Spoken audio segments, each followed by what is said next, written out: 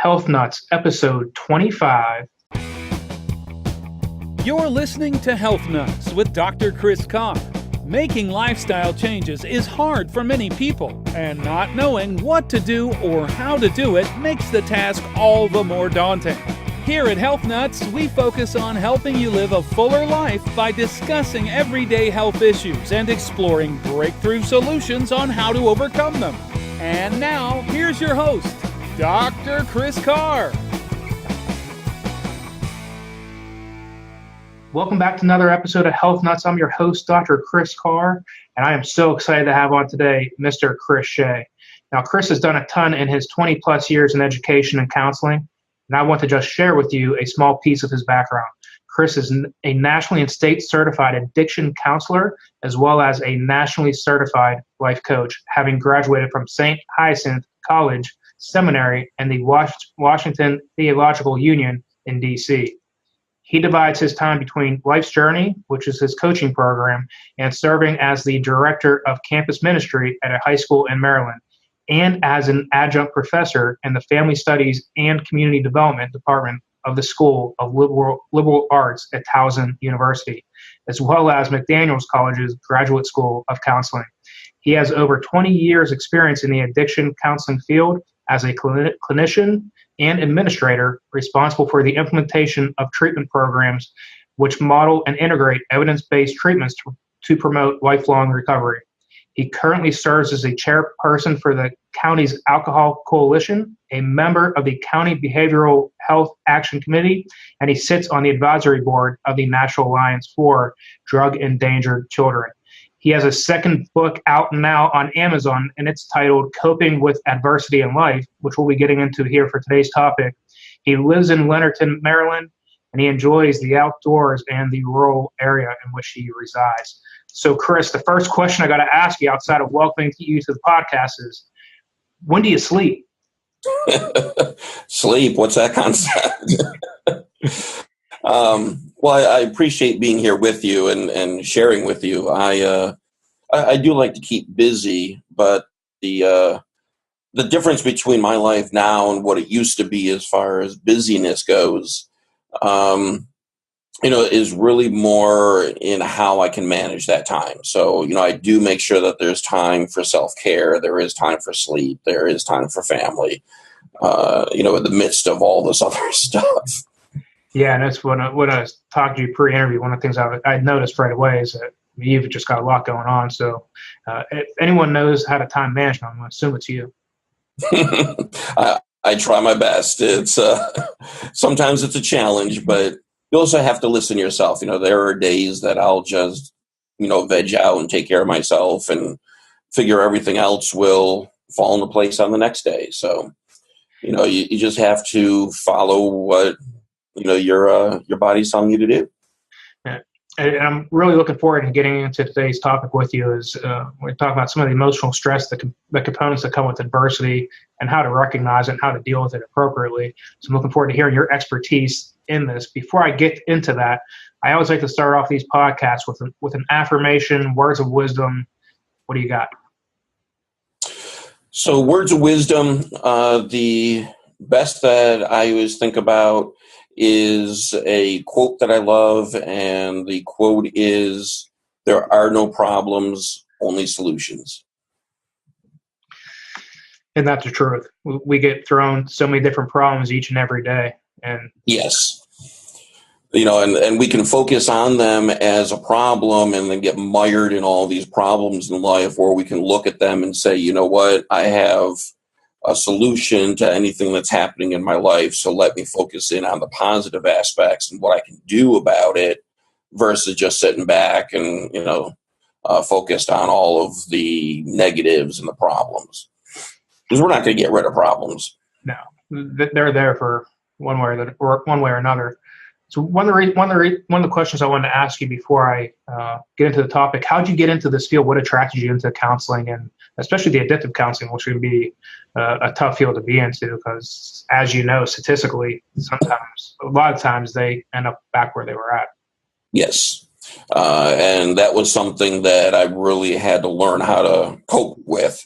For those who would relapse, although if they got back into treatment, then we would pick up, from there and be able to work with that. But no, my goal in life was always to help other people, and I really focused on counseling as a way to do that.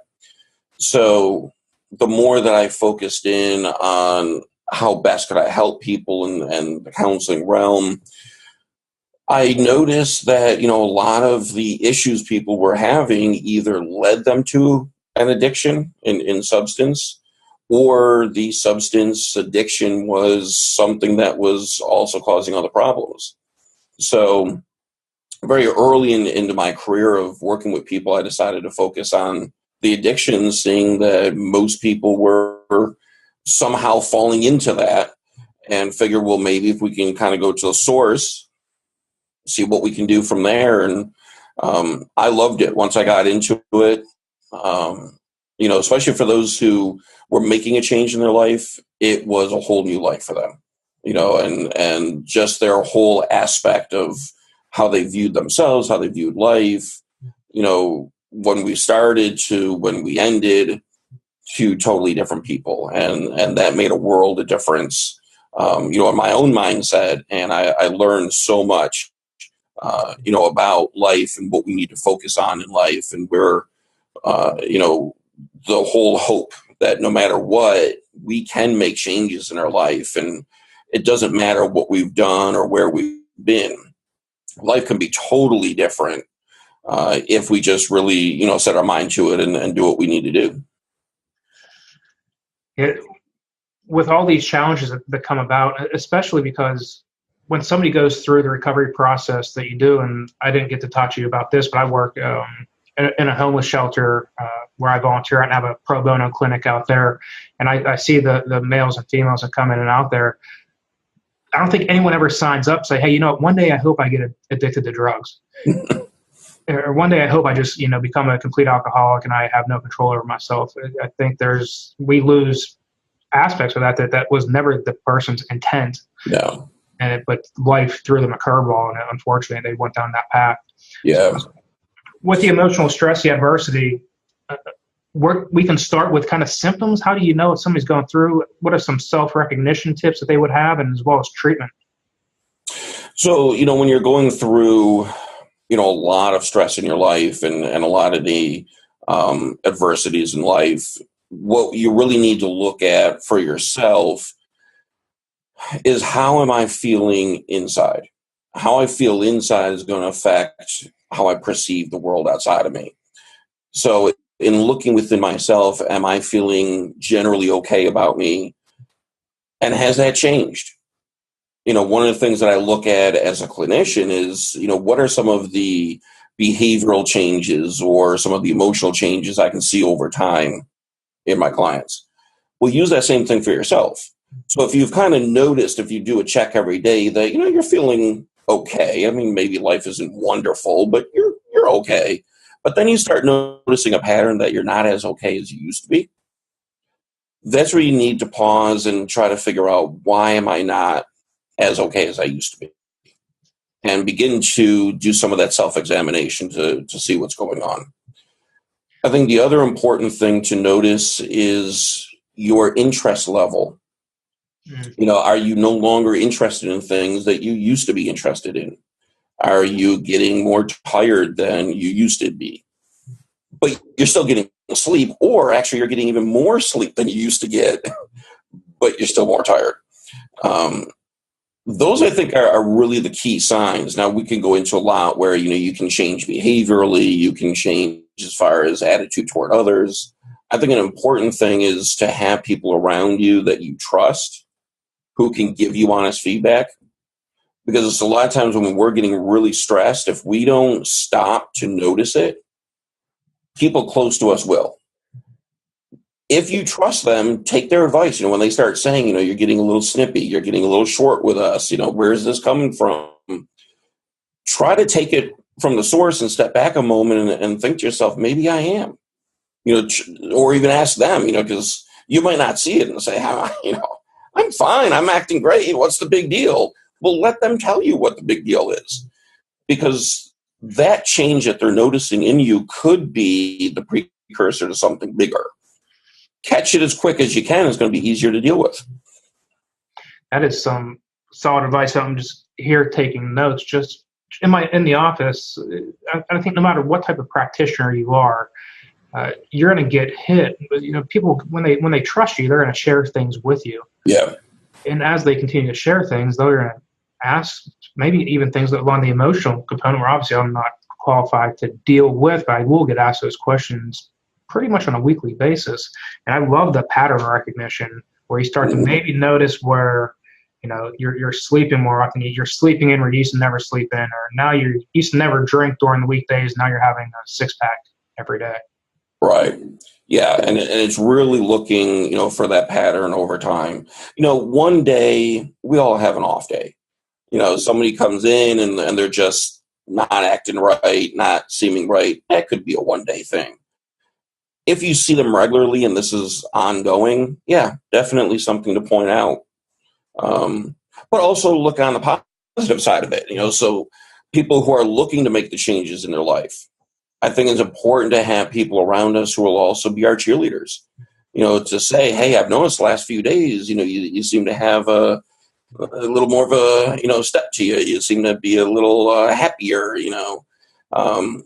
Again, you may not notice that, the subtle changes in yourself. You're too close to yourself.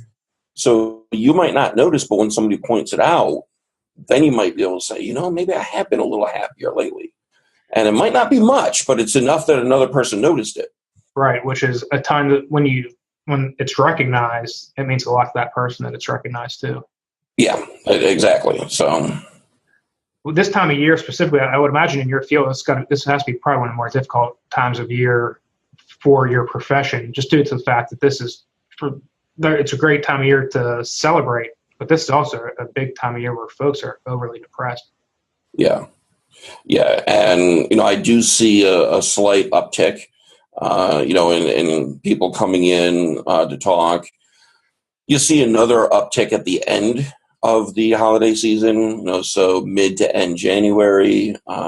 And there's a lot of depression and anxiety there too, because they've, at that point, they've gone through all of their family gatherings and maybe things didn't go the way they expected. And some people get the blues afterwards. You do a lot of build up to the holidays and then all of a sudden it's over. Now what?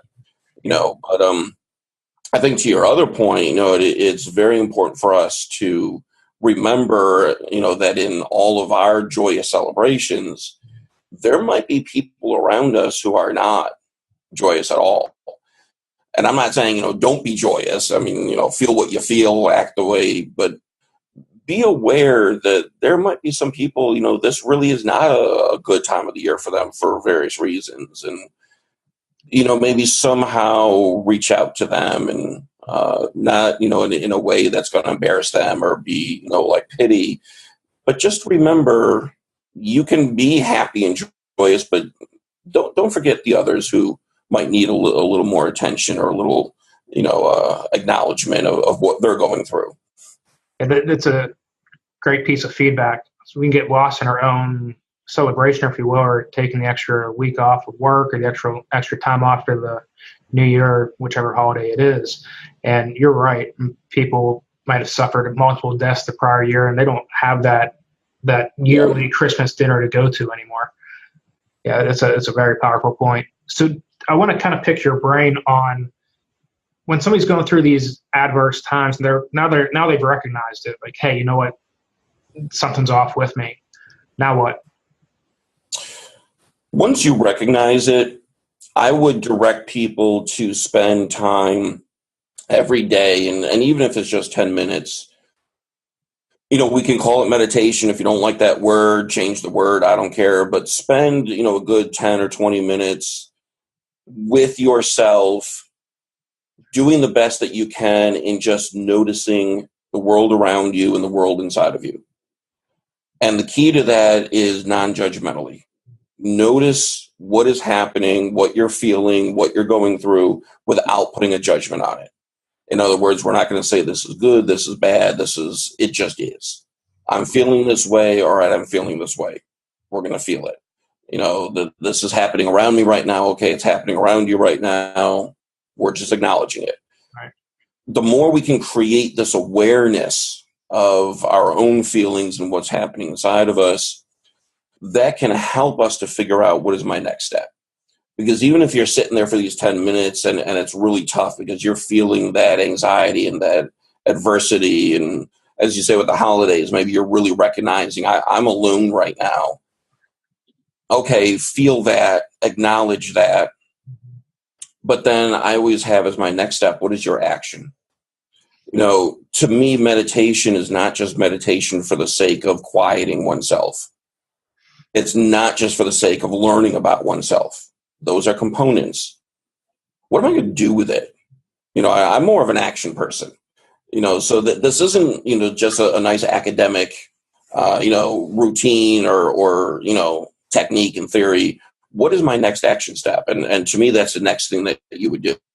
You're feeling what you're feeling, and then you start saying, so what is open to me? What can I do that might have me feel different? If you're telling your client to, we can use the meditation, if they don't know how, where do they get directed to? So when they don't know how, I direct them to a couple different apps that are out there that are really good. I direct them over to my website where I've done some writing on meditation. Usually, though, what I do is try to demonstrate it to them and try to explain to them what I mean by that, take away some of their misconceptions of that, and help them to understand that if for those who say, well, look, I am not going to be able to sit still for 10 minutes. I'm not going to be able to quiet my mind for, it's just not going to happen. And I say, all right, great. So you can't do that. That's fine. Can you take a walk for 10 minutes? And as you're walking, just observe what you're observing. But again, don't judge what you're observing. Just observe it. It really, to me, without getting into the traditional, what is the posture and, what is, to me, it's really what time am I going to spend in focusing on what's happening around me? And if that means you need to sit in silence, great. If it means you need to take a walk, great. I've had a few people who say, I'm going to go for a drive. I'm a little leery on that one, but right. But then what I've also told people who have long commutes, if you're sitting in stop and go traffic, might not be a bad time to somewhat do some meditation. Now, again, not the type where I'm going to fall asleep or something, but instead of cursing out the cars around you and all of this, I'm going to be late, this and that. No, maybe that commute time becomes your time of reflection. So it's not to figure out what's wrong with the driver up ahead, but just start thinking about, well, what's going on with me right now? Aside from the fact I'm stuck in traffic, that's a given. What else is going on? Right. And use that time, and on more of a positive bent than the I'm really anxious, frustrated, angry, whatever at this traffic jam. At what point in this process should the person recognize, like, hey, you know what, now I need professional help because this is going to go, I'm coming to the end of the road and I'm either going to go left or go right. And left is I'm self-medicating. Right is I need to counsel this thing out. What point does that come? Well, definitely at the point you just said. If you're already at that fork in the road, yeah, go see somebody professionally, because I don't want you taking that fork of self-medicating. But even before that, one of the things that I think people don't fully understand with life coaching is, life coaching is not counseling. And life coaching does not mean that you have a diagnosable illness. Life coaching does not mean that there's something wrong with you. It just means you might need a little extra direction, a little extra guidance. Your friends know you, but they may be too close to you to be objective. So to go to somebody who really doesn't know you, who can just kind of listen to those facts, listen to what's going on, and be much more objective in what might be some.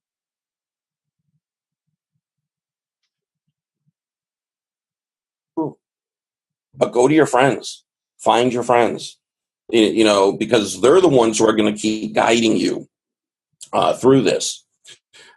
But to me, that's the key of just recognizing to get as much information as you can. So I'm going to get the information from my friends. Maybe I'm going to do some research, but why not talk to somebody? Right. And life coaching is just pointers. Like I say, it's got nothing to do with medical diagnoses or anything like that. And instead of trying to self-diagnose what is going on or trying to get a plan together, making up your own plan, it's like, why would you try to reinvent the wheel? Well, exactly. If somebody else can help guide you, if you're already anxious about something, why spend all that extra time in doing some of the research when you might not even be on the right path? Mm-hmm. So, yeah, just go see somebody. And it doesn't have to be long term. When I'm talking life coaching, I mean, it could be a month, it could be less, depending on what it is. Right. Now, for myself, it's a little bit different because I could do both sides of it. So if we're doing some life coaching, but some, psychological issues do pop up, well, okay, we can handle that. Mm-hmm. But that's not, a reason to stay away or to go. See a life coach just for guidance. You see a counselor if you are being medicated and have a, diagnosable. But if you're at that fork that's saying, the only way I'm going to get through this if I start using substances or, I'm just going to stay in my bed now, definitely need to talk to somebody. If it's really adversely affecting your life, you need to start talking to somebody. Yeah, and having at least a self-recognition to know that this is you're not going to end up in a good place. You're going to end up with a job loss or a marital disharmony or even financial distress or a combination of both. Yeah, so why not just go early, see somebody maybe a couple times, you get on the right path, and everything you just mentioned never happens. Yeah, that's a whole other problem or problems. Yeah. So the action steps, what other action steps would you have to share for someone who's having, so we had the meditation takeaway. Is there anything else you can add that you could recommend that they would do or take advantage of? It's very, subjective to the individual, but some of the things that I would recommend people to do is to get involved in a hobby, do something that's creative, do something that has nothing to do with your regular career. So you can work that angle, get involved in some clubs. Are there some activities or, groups of people that you can get involved in? Especially at the holiday season, if you're feeling down and this really isn't a joyous time for you, well, find others in a similar situation, such as help out at some homeless shelters, or go to some of these soup kitchens or, whatever that may be. But just to know, I mean, you're not alone. And, for whatever reason, this isn't a joyous time for you, there is going to be somebody else who is having even a rougher time. Right. What can you do just to bring a little bit of consolation to them? You're not going to fix it, but you going and helping is definitely going to help them. Just that somebody cares at this time of the year, but it's also going to help you because now you've gotten outside of yourself. And once you get outside of yourself, things are going to change within yourself. So, take advantage of that, and maybe let's say if, you used to have family at the holidays and you don't for whatever reason now, and you stay at a 24-hour place. Well, are you willing then to sacrifice your time and say, you know what, I'll take the place of an employee who's got a young kid. Let that employee be home on Christmas morning with the young kid. I don't have a young kid. I'll work Christmas Day for that person. So doing things like that are really good action steps that could make you feel good, take you outside of yourself, and maybe have you kind of not necessarily forget, but not dwell on what you're going through. And realize there's somebody else who would trade shoes with you in a heartbeat. Exactly. Especially during the holidays. If you can trade with somebody who has to work, yeah, that they'll do that. But think of what you're giving, not to that person, but to that whole person's family. And that can go a long way. And who knows who else you're helping because of that action. I think a lot of folks, they get stuck in their own internal life and they forget to give, and when you give, you think you're giving for someone else, and at the end of the day, you get so much back in return from that. And Yeah. That's such a great piece of advice, and I completely agree with it. But I'm so glad you brought it up, because it's a powerful way to kind of move forward and get your own ego out of the way, and focus on something else bigger than you. Yeah, and that's what I always figure is, the action step is always going to take you outside of yourself. If you're just going to continue to sit in this meditation or, reading or study, all of that is good. But if that's the only place it takes you, it's not going to give you the end goal of what you're looking for, because those are the tools, those are the means to get you to that end goal. And if you're looking at how do I find some inner peace through all this, you're going to have to get out and do something. Yeah, I completely agree. As a segue to that, because I do want to pick your brain on a couple other things. When I talk about this podcast, and it's called Health Nuts for a reason, what are three things that you do? Obviously, you teach it, but what are three things that you do that make you a health nut? Teach it.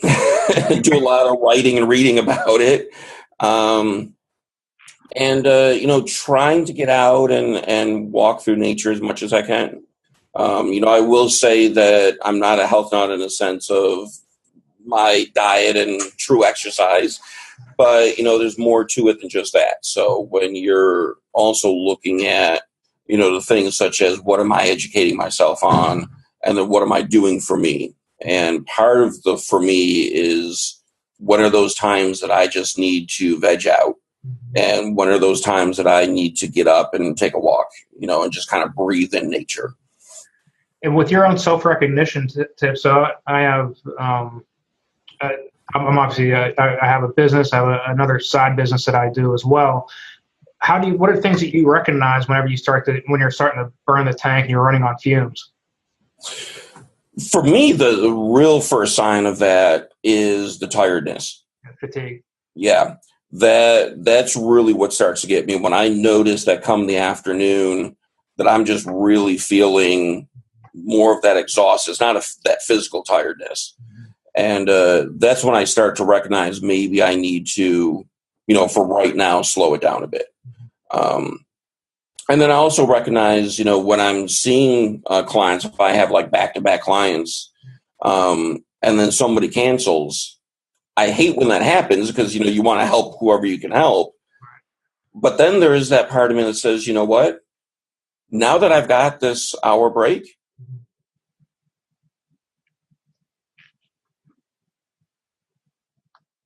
on the couch,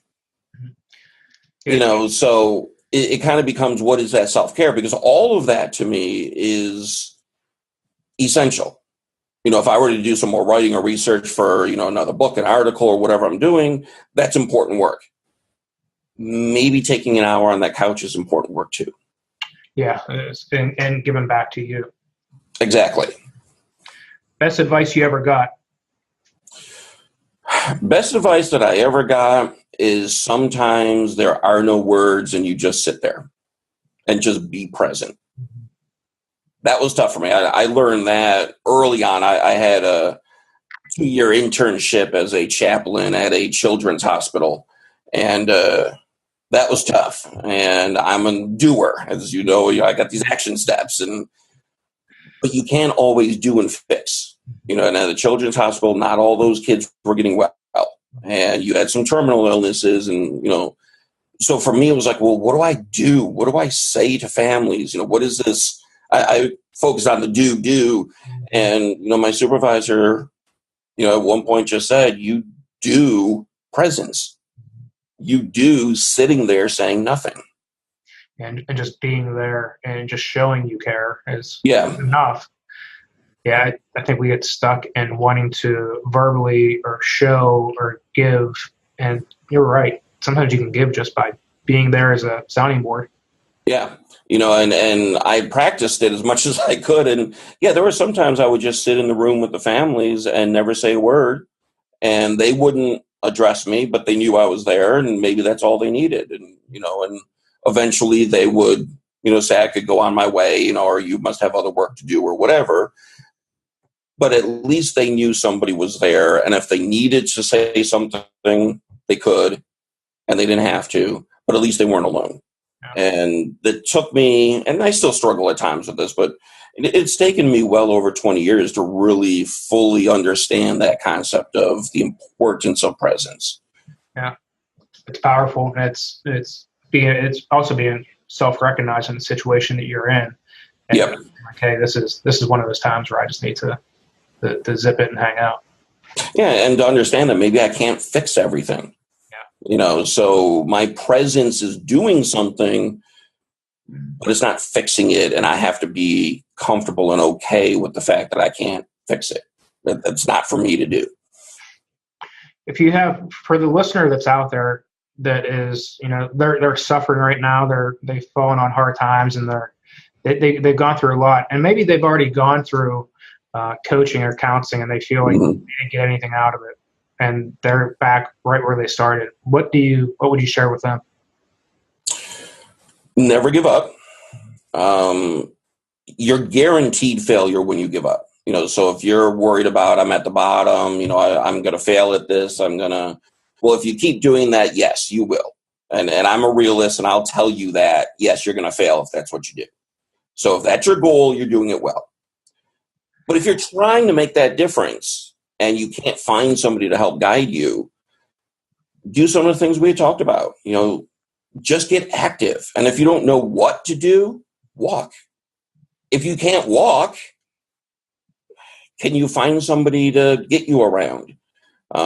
Maybe use other mediums. If for whatever reasons you can't leave your room, your house, your apartment, are there things you can do online? So are there certain chat groups? Are there discussion boards? Are there, mediums like, this platform that we're using of being able to talk with other people? So, what are some of the creative things that you can still do, and use technology if needed to be able to get outside of yourself? Yeah. Love it. Last thing before I let you go, for those that are trying to find you, your book is out and on Amazon. How do folks go about finding you, getting a hold of that book? The best way to do that is just go over to my website, and that's lifesjourneyblog.com. And everything is there. It's all my contact information, social media information, my podcast page, my book page, which will link you over to Amazon. Everything would be found on the website, probably the best way to go. And I will put the, so for listeners out there, the book will be on the show notes, and there'll be a direct link to that as well. And awesome. I'll get you over there to Amazon to get a hold of this book. So if this is you and some of these things he has said, you're listening to someone with over 20 plus years in the counseling industry. This isn't a rookie. He's a seasoned veteran. So don't take it with a grain of salt. This is one of the experts in the field. So Chris, thanks so much for giving back today, and I appreciate your knowledge.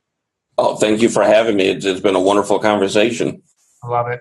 And for all y'all that are out there, talk to you next week. Have a blessed week. Bye now. So, you've heard from the experts yourself this episode and have gotten some golden nuggets on health. There is so much more to come and so much more to learn. Head on over to pghcw.com. Again, that's pghcw.com, and sign up for our newsletter where you'll receive free info on how to get and stay healthy. Thanks for listening, and we'll see you next time on Health Nuts with Dr. Chris Carr. Be sure to subscribe to the podcast and please leave a review.